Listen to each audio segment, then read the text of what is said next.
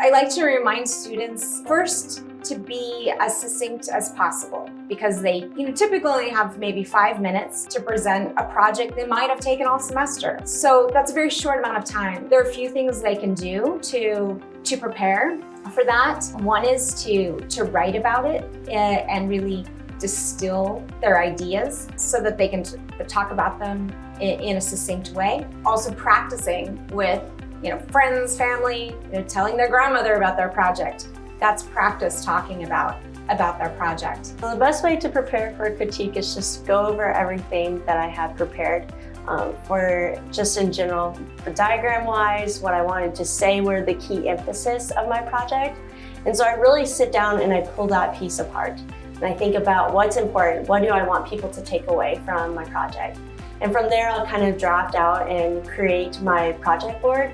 And that really is the main narrative and will help guide me on what I will say during the critique.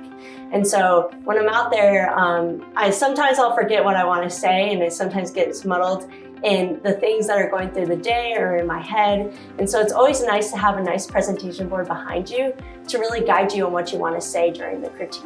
I think it's really helpful. Narrative tools are really powerful. So, I'll encourage students to think about brainstorm the stakeholders on a site and then give them some narratives, because I think it's hard to design for every person on the planet. But if you can start thinking about, okay, this is a library. What is the experience like for the librarian? What is the experience like for a disabled person who comes into the library? What's the experience like for a 2-year-old? What's the experience like for a whole family who's coming into the library? And so I think when they're able to put some overlays of different narratives on a project, I think that can really flesh it out for them.